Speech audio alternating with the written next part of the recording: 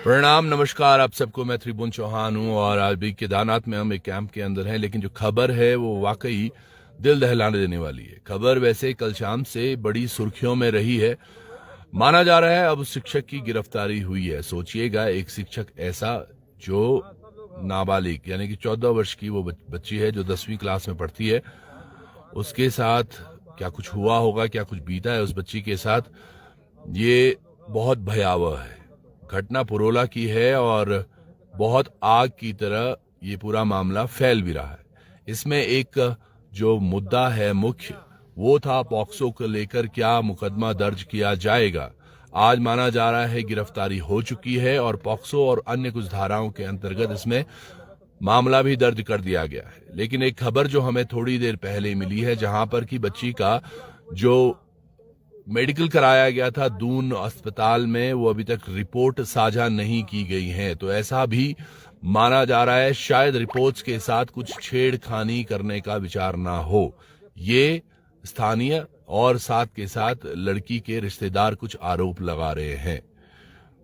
राजनीतिक छेड़खानी इसलिए इसमें मानी जा रही है क्योंकि बताया जा रहा है जो ये शिक्षक है ये कुछ प्रभुत्वशाली नेताओं के संरक्षण में काम करता रहता है और उसके संरक्षण में है। हमें नेता का नाम पता है, लेकिन जब तक पुष्टि नहीं होती आपको नहीं बताएंगे। लेकिन अगर जरूरत पड़ी तो यकीनन हम आपको बताएंगे भी कि कौन से नेता के संरक्षण में है, क्योंकि आजकल इस तरह के कर्म और उसके बाद नेताओं का संरक्षण होना और चुपचाप से निकल जाना ऐसा देखा जा रहा है। पर माना जा रहा है कि कल तक ये रिपोर्ट आ जाए तो पता चलेगा कि इसमें क्या कुछ हुआ है, क्योंकि मेडिकल रिपोर्ट बहुत आवश्यक है, इस अनिवार्य है, लेकिन बाकी की सभी चीजें पुष्ट हो चुकी हैं। यहां तक माना जा रहा है कि लड़की के घर वालों पर दबाव भी बनाया जा रहा है, जिसमें कि बताया जा रहा है कि भैया आप अपना केस वापस ले लें। ये तमाम चीजें सोचिएगा, एक बच्ची के साथ इस तरह से हो रहा है और उन पे राजनीतिक दबाव बनाया जा रहा है केस वापस लेने के लिए। ये किस तरह की मानसिकता हो रही है और किस तरह का समाज हम बनाने की कोशिश कर रहे हैं, ये यकीनन बहुत अच्छा नहीं है, और ना तो समाज के लिए, ना हमारी देवभूमि के लिए, और सबसे बड़ी बात है इंसानियत के लिए।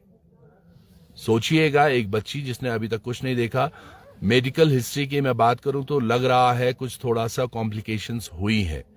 अब बाकी की बातें तभी सामने आ पाएंगी जब रिपोर्ट इसमें आती है। लेकिन पुरोला में इस हुई घटना से पूरा उत्तराखंड दहला हुआ है। हम केदारनाथ घाटी में हैं, अन्यथा यकीनन अभी हम पुरोला जरूर जाते, परिवार से मिलते, और 2-4 दिन में अगर इस मामले में कुछ होता नहीं है तो हम वो कदम जरूर उठाएंगे। पर समझना ये जरूरी है कि जो चीजें हो रही हैं आज देवभूमि में, क्या हम सब लोगों को इस बच्ची के साथ, इस बच्चे के परिवार के साथ खड़ा नहीं होना चाहिए।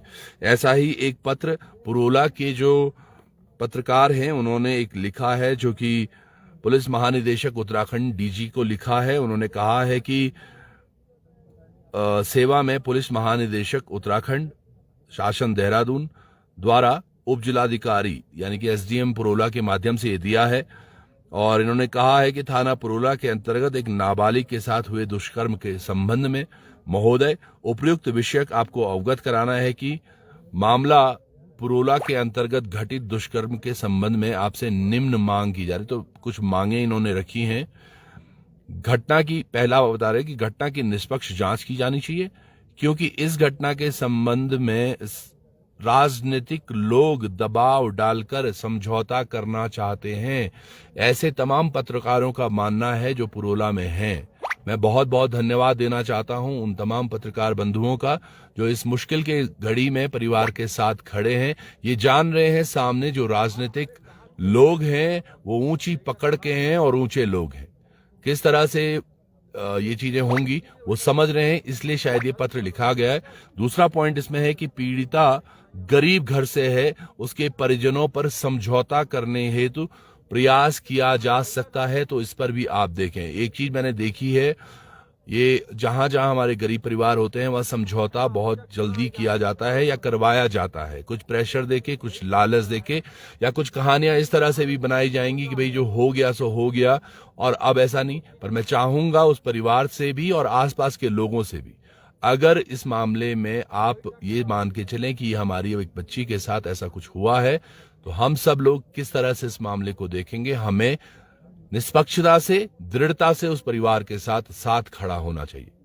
ये बहुत मुश्किल का समय है, इसमें वो इमोशनली भी टूटे हुए होंगे, मानसिक तौर पर भी टूटे हुए होंगे, शायद उनको कोई इसमें दबाव डालकर चेंज करा सकता है, लेकिन हम अगर उनके साथ खड़े होंगे तो शायद उनको बल मिलेगा। और मैं चाहता हूं हर कोई व्यक्ति उनके साथ खड़ा रहे, उस बच्ची के साथ खड़ा रहे, उसके परिवार के साथ खड़ा रहे।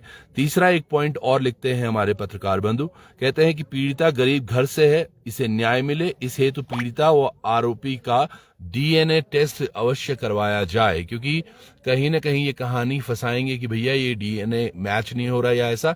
तो इन्होंने जो कहा है कि डीएनए टेस्ट अवश्य करवाया जाए, वह घटना स्थल के सभी सबूतों की जांच संकलित किए जाना अति आवश्यक है। धन्यवाद। इसमें बहुदिया रवाई पत्रकार संगठन पुरोला और काफी सारे सिग्नेचर इसमें तमाम बंधुओं ने किए।